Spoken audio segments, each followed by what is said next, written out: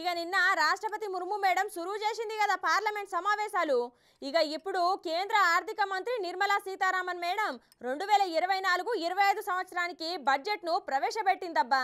అయితే ఎవలెవలికి ఎంత ఇచ్చిర్రో ఒకసారి చూద్దాం పారి. కేంద్ర ఆర్థిక మంత్రి నిర్మలా సీతారామన్ మేడం 2024-2025 ఏడాదికి సంబంధించి రాసుకొచ్చిన బడ్జెట్ ను అందరికీ చూపెట్టి పార్లమెంట్లకు పోయిన మేడము స్పీకర్ సార్ చెప్పుడుతోనే ఇక మాట్లాడు షురూ చేసి ఇట్లా చెప్పింది. ఇక ఎన్నికల ముందు పెట్టిన మధ్యంతర బడ్జెట్ అవుడుతోనే ఇప్పుడు ఏం చేస్తామో అనే కంటే ఒడిసిన 10 ఏళ్లలో ఏం చేసిర్రో చెప్పుకొచ్చింది. Development programs were thus provisioned. In the last 10 years, however, have targeted each and every household and individual through housing for all, Har Ghar Jal, electricity for all, cooking gas for all, bank accounts and financial services for all in record time. The worries about food. ఇక ఇది ప్రజల budget అని చెప్పిన madam ప్రధాని నరేంద్ర మోదీ సారథ్యంలో దేశ ఆర్థిక వ్యవస్థ పరుగులు తీస్తుందని, తమ హయాంలో దేశ ఆర్థిక స్థితి ఉన్నత స్థాయికి చేరుకుందన్న మేడము సబ్కా సాత్ సబ్కా వికాస్ సబ్కా విశ్వాస్ అనే నినాదంతో ముందుకు సాగుతున్నామని ప్రకటించింది. Our government is working with an approach to development that is all round, all pervasive and all inclusive. Sarvangin, Sarvasparshi or Sarvasamaveshi. It covers all castes and people at all levels. We are working to make India a Vikasit Bharat by 2047. For achieving that goal, we need to improve people's capability and empower them.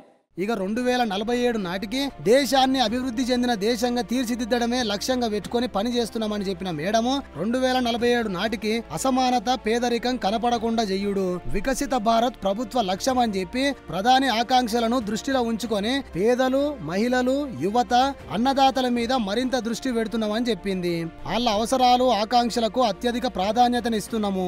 గతంలో సామాజిక న్యాయం కేవలం రాజకీయ నినాదంగా మాత్రమే ఉండేదని, కానీ ఇప్పుడు తాము అధికారంలో వచ్చినాక దానిని అమలు చేసి చూపిస్తున్నామని చెప్పి గడిచిన 10 ఏళ్లల్లో 25 కోట్ల మందిని పేదరికంకెళ్లి బయట వాడేసినామని చెప్పుకొచ్చింది.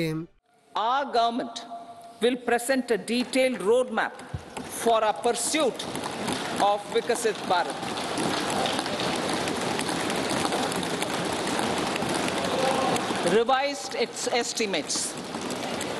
Revised estimates of 2023-24. దానికి సంబంధించిన విధి విధానాన్ని చెప్పిన మేడము ఈ బడ్జెట్ లో ముఖ్యంగా ట్యాక్స్ పేయర్లు, ఇల్లు లేని మధ్యతరగతి ప్రజలకు శుభవార్త చెప్పింది.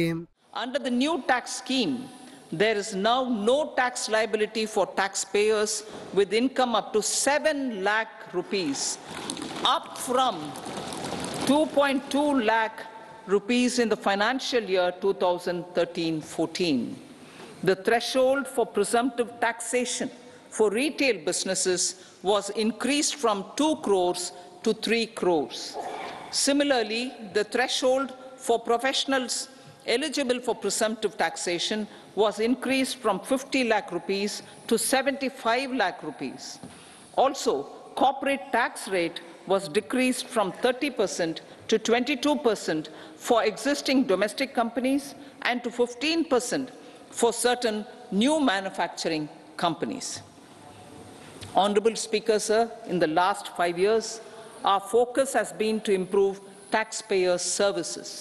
The age-old jurisdiction-based assessment system was transformed with the introduction of faceless assessment and appeal, thereby imparting greater efficiency, transparency, and accountability.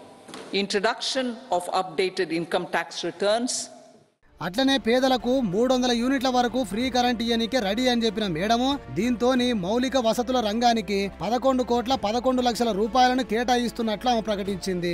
అట్లనే ఆవాజ్ యోజన కింద ఇంకో 2 కోట్లు ఇళ్ల నిర్మాణం, ఆశా వర్కర్లు, అంగన్వాడీ కార్మికులకు ఆయుష్మాన్ భారత్ వర్తింపు, పాడి రైతుల ప్రోత్సాహానికి ప్రత్యేక సమగ్ర కార్యక్రమం, ఆక్వా పరిశ్రమ అభివృద్ధికి దేశంలో కొత్తగా 5 సమీకృత ఆక్వా పార్కులు ఏర్పాటు చేయనున్నట్లు ఆర్థిక మంత్రి నిర్మలా సీతారామన్ మేడం చెప్పుకొచ్చింది. As a result, our young country has high aspirations, pride in its present, and hope and confidence for a bright future. We expect that our government, based on its stupendous work, will be blessed again by the people with a resounding mandate. ఇక madam పెట్టిన మధ్యంతర budget ను ప్రధాని Modi sir మస్తు tariff చేసిండు. వికసిత్ భారత్ లా 4 మూల స్తంభాలైన యువత, పేదలు, మహిళలు, రైతులకు శక్తినిస్తుందని చెప్పిన సారు ఈ బడ్జెట్ 2047 నాటికి భారతదేశాన్ని అభివృద్ధి చెందిన దేశంగా మార్చే హామీని ఇస్తుందని, భారత యువత ఆకాంక్షలు బడ్జెట్ లా ప్రతిబింబిస్తున్నాయని చెప్పిండు మోడీ సారు. బడ్జెట్ లా 2 ముఖ్యమైన నిర్ణయాలు తీసుకున్నారని, పరిశోధనలు, ఆవిష్కరణల కోసం లక్షల కోట్ల రూపాయల నిధిని ప్రకటించిర్రు. ఇక పేద మధ్యతరగతి కుటుంబాలకు సాధికారత కల్పించుడుతోనే కొత్త ఉపాధి అవకాశాల మీద ఎక్కువ ఫోకస్ చేసిందని చెప్పుకొచ్చిండు సారు. ఆర్థిక మంత్రి ప్రవేశపెట్టిన నాటికి పార్లమెంట్ లో ఆమోదం వచ్చింది. ఇక తర్వాత 2 తారీఖు లోక్సభను స్పీకర్ వాయిదా వేసిండు.